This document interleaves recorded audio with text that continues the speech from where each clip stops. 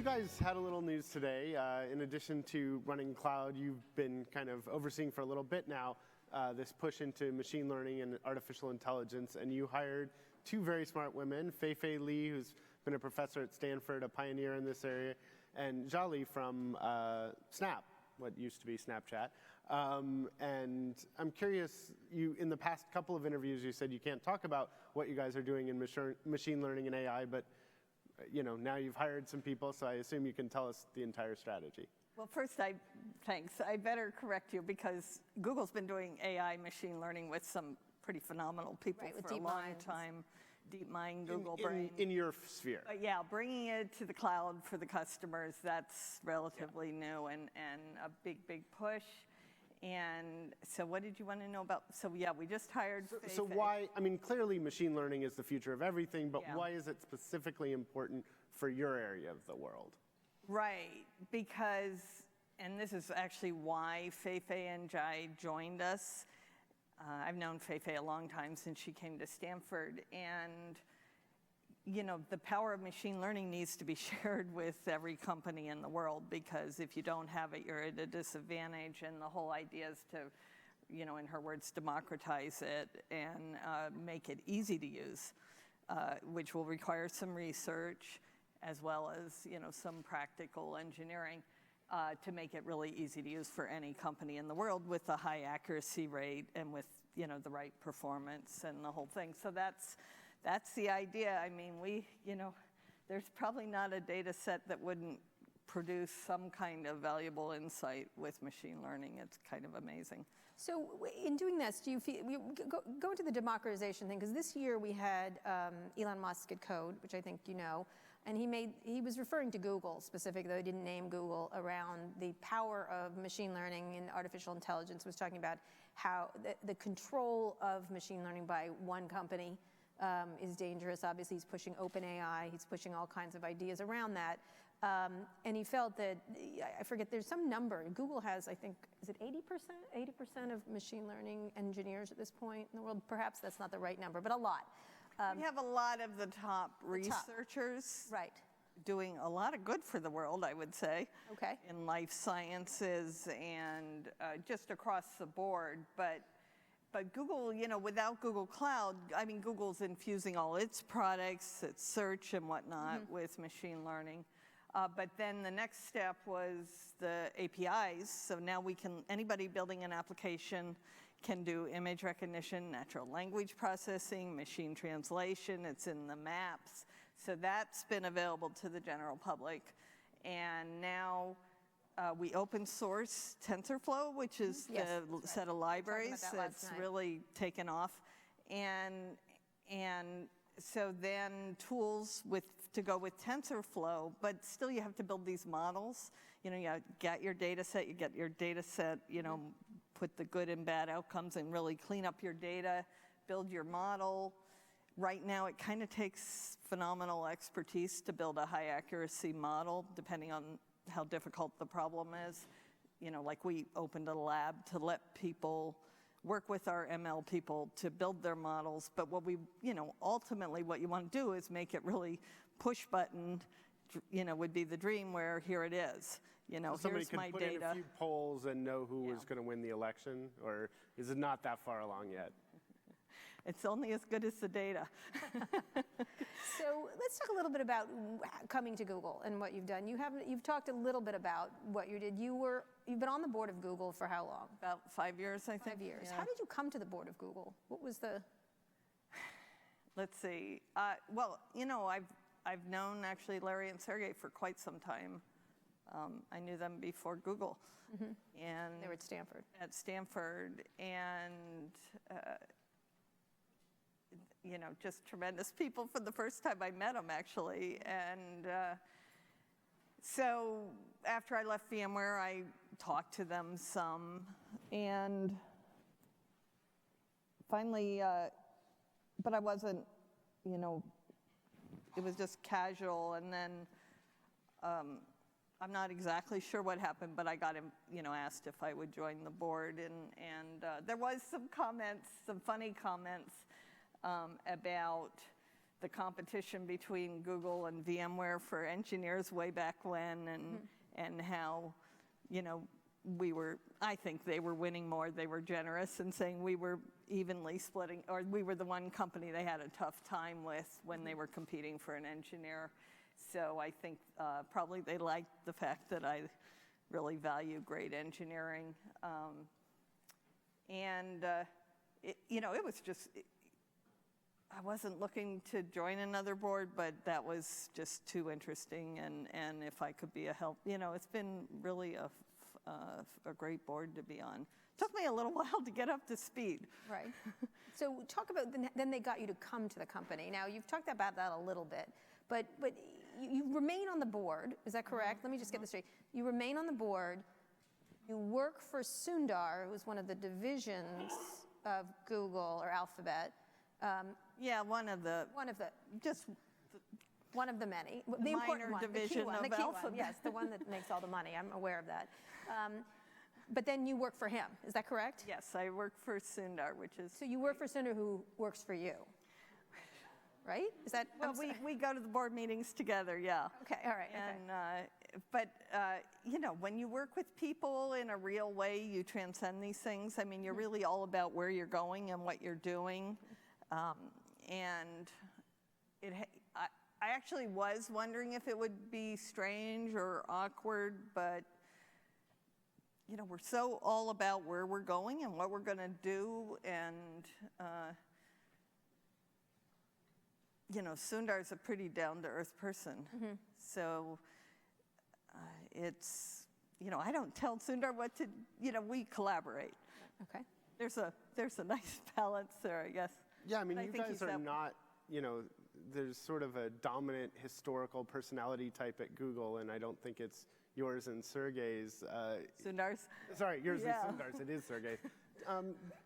Has that changed? Do you find that different personality types, and is it changing the goals and outlooks? You know, there was always this do no evil, but then, you know, a very alpha male personality of do no evil, and it seems like you have some different personalities. I miss that. Yeah. You know, when I came to the board, I was the third woman on the board. Yes, that's true. I always joke, you know, you actually ran into other women from the board in the bathroom, you know, because there was a critical mass. So the board felt, you know, once you have 3 women, it's a big difference from even 2. Yes, that's the old saw about beyond 2. Yeah.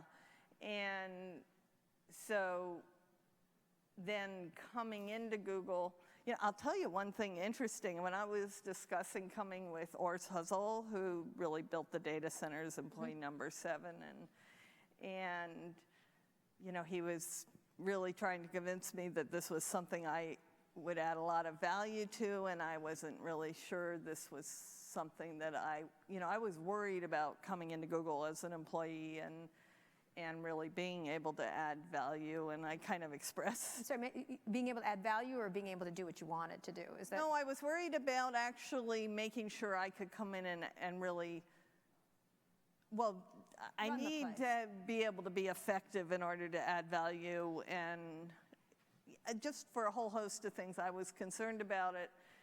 And he goes, only a woman would say that. Why is that? Meaning only a woman would sort of question whether or not she was going to be able to do the job. I thought that was very interesting to hear from a man. So have you been able to do the job? Now, how do you run the division? You come into this division, which Google has lagged in this area. I had lunch with Sundar earlier this year, and we discussed Amazon, and it's right after you got there. I think it was very soon after you got there. And he was talking about, he was making all kinds of excuses as why you didn't, and we were busy using the servers, we were busy doing this, but really it was that you were busy doing other things and forgot this fantastic business off to the side and allowed Amazon to pull ahead.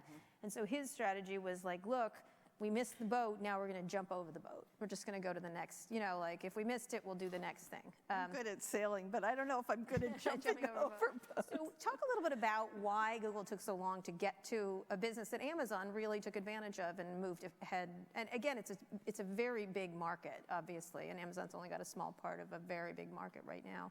But Google certainly lagged, and how do you get them up to speed, except for the fact that you're Google, that you can do things like that? Well, some incredible assets. And one thing they did let me do when I came in, so sales and marketing had been separate from product and engineering, and the infrastructure and data analytics part of the cloud was separate from the productivity and collaboration suite part, Google Apps part, G Suite now part of the cloud. And they let me take all that and put it together. And then be the enterprise face. So we're the enterprise face for Android, we're the enterprise face for Chromebooks, for Maps. And so that let us integrate it all and start coordinating what we were doing as one group of people, aligned and going towards a common goal, which has made a huge difference. There is a lot of work to do. I mean, we've all never worked so hard in our lives. But it's really about, we have this, our data centers. I went to visit the data center the first day, and that was just, in Iowa, these football fields, sparkling, clean, amazing places with just rows and rows of machines and only security guards, really. And we saw that episode of Silicon Valley, but go ahead. Oh, I gotta watch. They got lost. Did they say whose data center? You can't tell them apart. I mean, that's the thing about these data centers. There's 5 security guards and they don't have a label on the front. I mean, you've been in enterprise software for a long time. To Kara's earlier point, I mean, what do you think Google is already good at when it comes to serving business customers, and what are the areas that still need a different mindset to actually be where you need to? Yeah, I think we have phenomenal reliability, phenomenal security. We have a lot of things automated because we had to, we run 7 applications that have over 1 billion active users. So, to run. All of them. Actually, we say 8 now if you include Google Cloud, because we have over 1 billion active users talking to Google Cloud, but it's a little different than the apps. But anyhow, sorry. What are the areas that Google still needs to? Scale is obviously a good area. Reliability, automation, but really the data analytics, the machine learning, and then another thing that we're doing that is just so great for the enterprise is we're partnering with our customers engineer to engineer, and I think that's really how cloud has to be done, and so people are, we can help them, re-architect and really modernize their applications as they move to the cloud. Those are the areas that are strong. Where are the areas, I mean, clearly, there's not the history of sort of that interaction with businesses.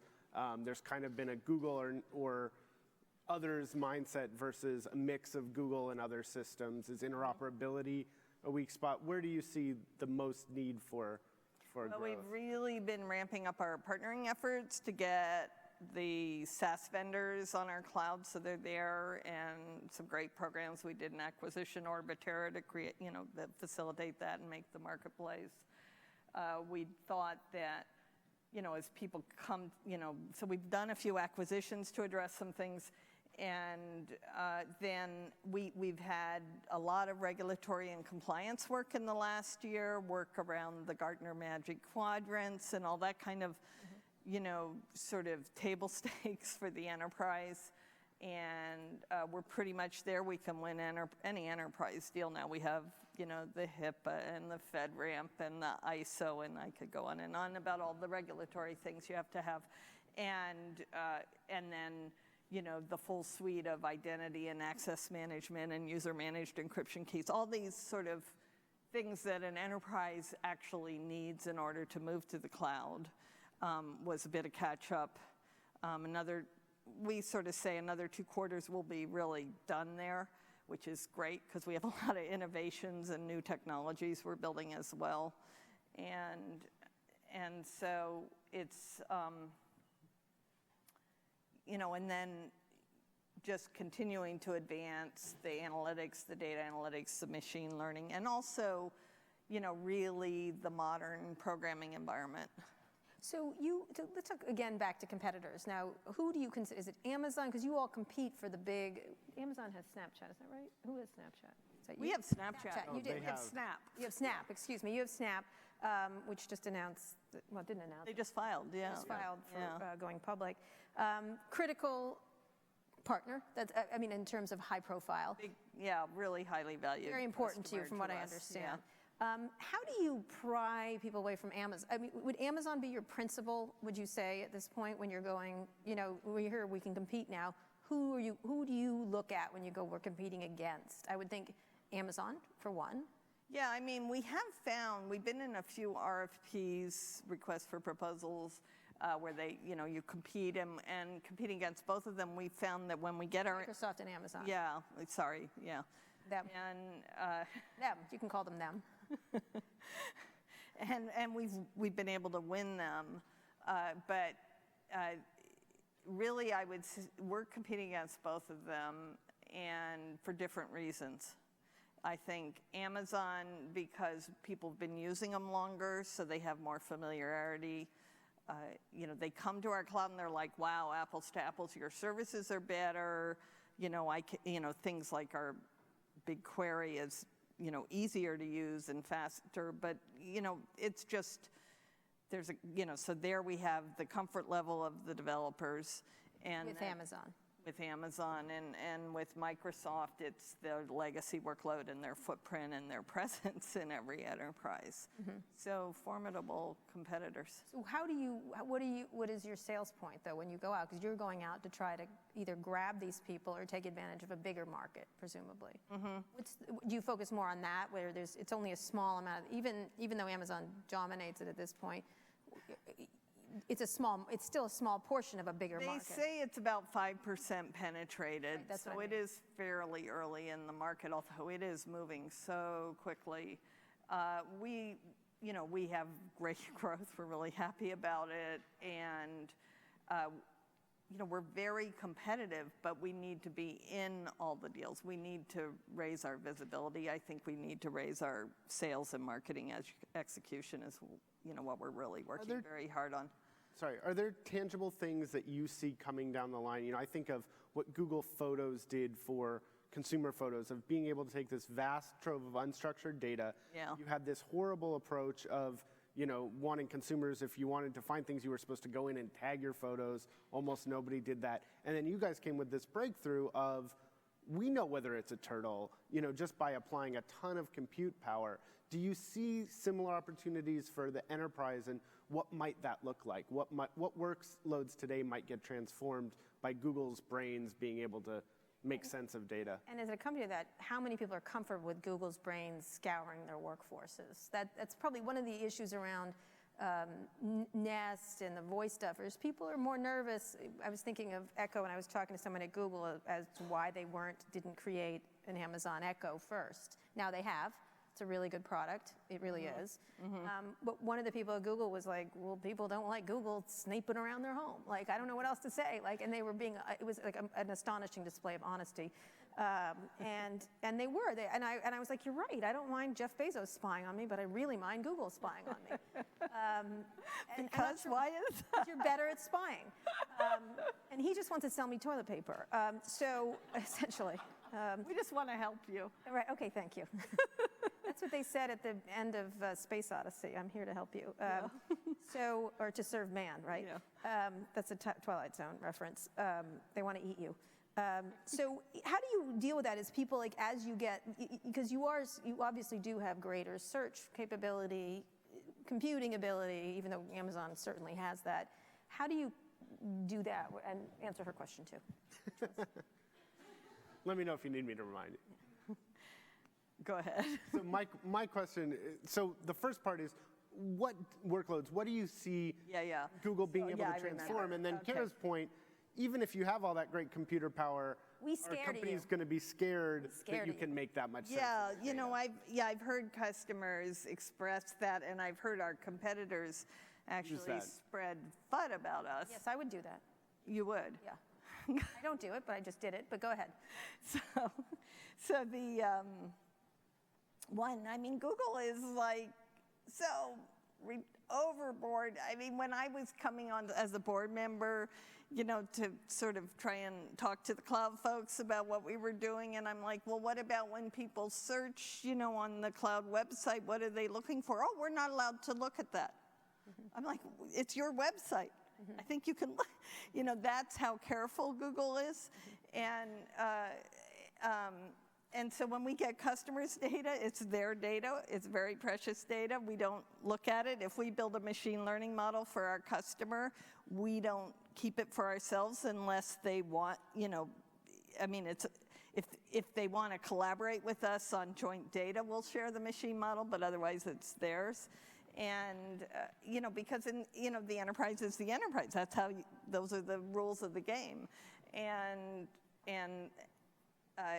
So there's a lot of confusion about that, and because there's a consumer company and, you know, and it makes its way into our contracts where you might have a consumer thing in the enterprise contract that doesn't belong and that sort of thing. Because in an enterprise, it's really interesting. Privacy is a different thing. The company owns all the data, right? Now, we offer search inside an enterprise. It's very, very useful, but it doesn't go outside the enterprise. And your data, you know, you can say where your data is, you can encrypt your data, and we can't see it. You can use your own encryption key on your data so that we don't see it. And we log everything, and we will tell you if your data is in the clear and someone looked at it, who looked at it, and why. And, you know, if, you know, say there's something you need to debug, or it would be the only reason. So what more do you have to bear? What Ina was talking about, like Google Photos is an excellent example. Yeah. Can you do that for enterprise data, and what might that look like? Well, I think we're doing some pretty cool things already, like for instance, Google Sheets, which is our spreadsheet in the G Suite. We've applied natural language processing, and so instead, it turns out only about 1/3 of the people can write the formula. You know, they don't spend their time learning how to write formulas, not that they're not capable, but you can say something like, tell me the top 3 selling products on Black Friday, and it will bring back the results. You can say it in, you know, a normal question. Similar to Google search, you can kind of do that more or less. And so we'll do that on, you know, we'll surface interesting trends. So we're doing a lot of machine learning there. You know, I mean, I'm not going to pre-announce a product, but you can. Yeah, just among friends here. Yeah. So YouTube. Yeah, but I do think, I mean, you can see like just incredible stuff Google's announced in life sciences with machine learning, you know, detecting diabetes by looking at the retina and you know, the image, you know, what you can do just in the medical field around images. And so we are looking more and more at, you know, sort of financial services, media, retail, and life sciences to see what we can bring to the party. So within Google, obviously, one of the things that's interesting is when all the rumors around Twitter were going on, we wrote a story saying you were not going to be buying Twitter, which knocked $3 billion. Right. Yes, I was right. I try hard.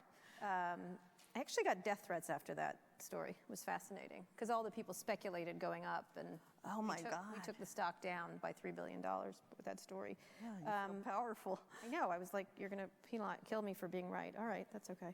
At least I died for the right reason. But you didn't.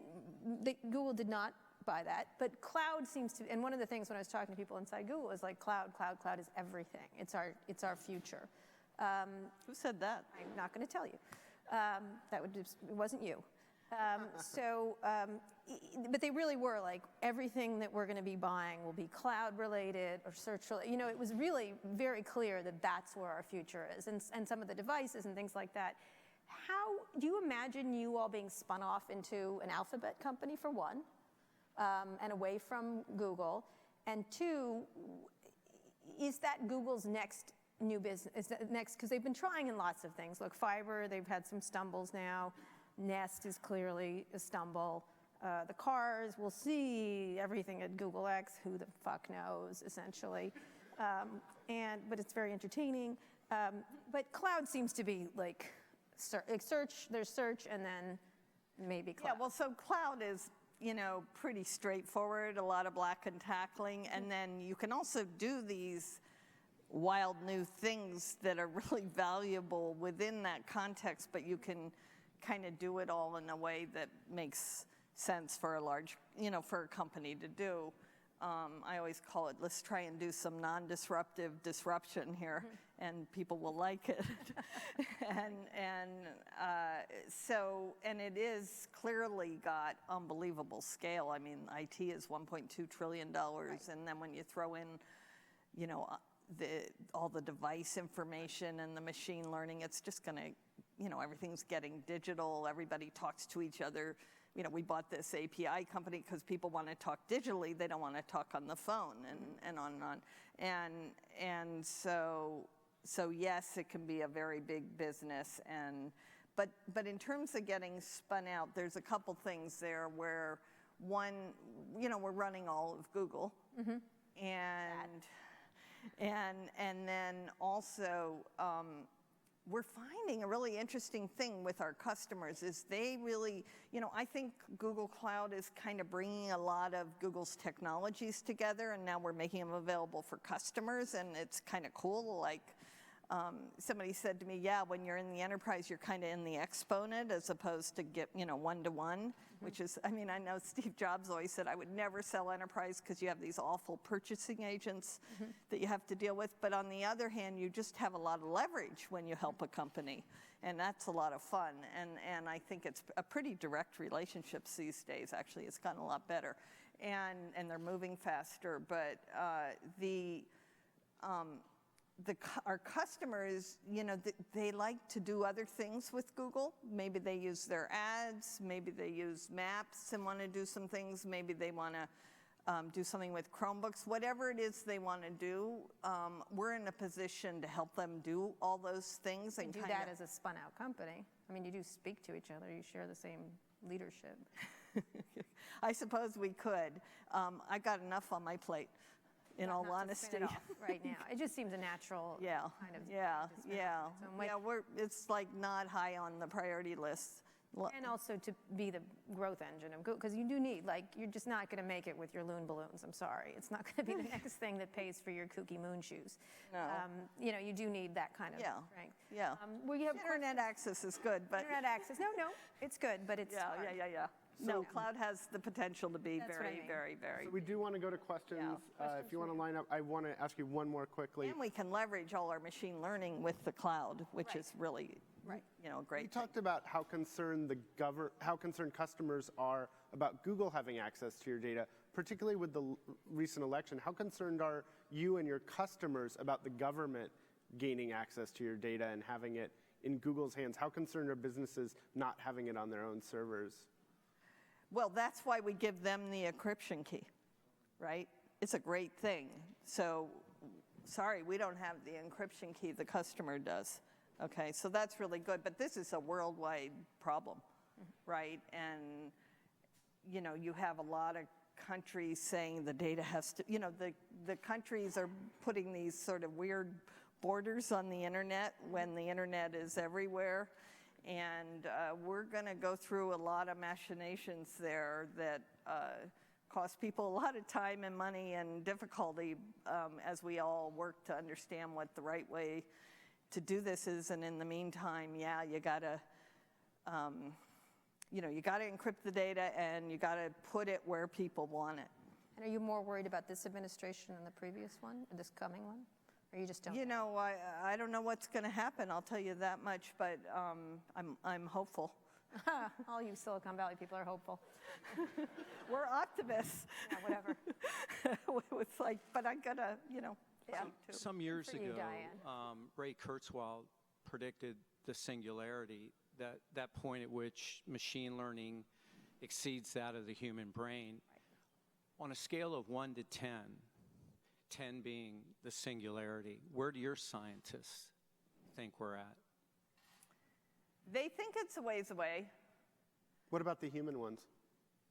Oh, you walked into that, Diane, but go ahead. Sorry. 6, 5? Yeah, I mean, I've actually had a lot of conversations with Feifei about this and other people, and there is a lot that the machine learning doesn't do that humans can do really, really well. And so it's definitely, nobody expected some of the advances we are seeing as quickly as we've seen them. In fact, Feifei was one of the people that moved it forward kind of fast because she invented this thing called image.net. And well, anyhow, that's a digression. Yeah, that's all right. But where she made a big database of images and a set of benchmarks, and then everybody could try out their deep learning techniques and figure out what worked and what didn't, and it made things move forward a lot faster. It was pretty innovative. But the singularity, I don't see it necessarily in my sentient lifetime. And is there more worry at Google about it? Because, obviously one of the things we talked about is AI replacing jobs, AI doing all kinds of things that in the workplace and everywhere. Is that something that Google, who would know better than anybody, is thinking about or thinking? At one point, Definitely, yeah. At one point, Larry did mention nobody will have jobs, and then he jumped back from it. But I think he believed, I think he said it because he thought it. Mm-hmm. It popped out of his mouth. Mm-hmm. But how do you imagine that, and what responsibility do you all have? I mean, my feeling is it is definitely disruptive, particularly for adults. And I think it's really incumbent on us to get the education out there so everybody's digitally literate, because that's where the divide is. And because if you're digitally literate, you're going to have jobs, no matter how, and that's why we want to make sure, like, everybody learning machine learning and AI is diverse. There's a lot of diversity there, so that the data is diverse and everything. But you want to bring up the kids, so that they can do things with these technologies, because it's limitless what humans can do with these technologies. There's just, nobody can begin to hire all the people they want to do this, and it's not like it's out of reach for people anywhere. But it's a matter of, really at a very early age getting it into the schools. This is a hard thing to do and a long process. And then it's a matter of, we're trying to do whatever we can think of to help jobs. We're like, that was sort of, was telling people after the election in our divided America, I was like, look, let's help education. Let's get our Chromebooks out to all the poor schools in the country. Let's make sure everybody has internet access. Our classroom product. We just launched a jobs API with Federal Express today to help people easily find jobs. And I think we all have to work, it's not a trivial problem, but we all have to work on ways to bring jobs to people. And then we do have to solve the problem of some people's jobs getting disrupted, no question. Or eliminated, really. Disrupted is a nice word for eliminated. Yeah, it's one of those disruptive disruptions. Okay, all right. But let me ask you the final question, and then I'll let you go, is we talked about this backstage this week, do you think Silicon Valley does understand its responsibility from a society? Because in this election, it's clear they didn't. And then you had Mark Zuckerberg, 2 days ago, making a statement about how I don't know how this happened. We had no responsibility. We're just a platform. When it beggars belief that there was an impact. But a lot of Silicon Valley companies, including Google, which did move quickly to remove fake news off and didn't make a big fuss about it, they pretend they don't have responsibility when they clearly do. You know, I mean, media companies, we all have responsibility if we're wrong. Do you feel like there's a feeling, you know, you're on the board of Google, one of the most powerful company in the world. Do they understand the responsibility they may have for these societal impacts of the money they're making, the technology they're distributing and stuff like that? You know, I think everybody, yes, I think there's just tremendous amount of discussions around all the things this election highlighted in terms of how divided our country is and you know, why that is for a host of different reasons, and, you know, what fundamental values are important, and so on and on and on, and tremendous discussion about this and what can we do. You know, you feel, you know, when you see problems, the reason you become hopeful is you feel like there's something you can do about it and you work on it, and that's what makes you hopeful and optimistic. And I think if Silicon Valley doesn't take that attitude, you know, that entrepreneurial optimism goes away, right?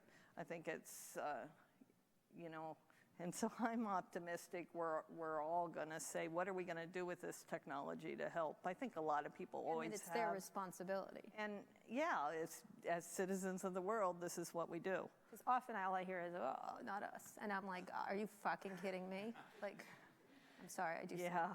Yeah,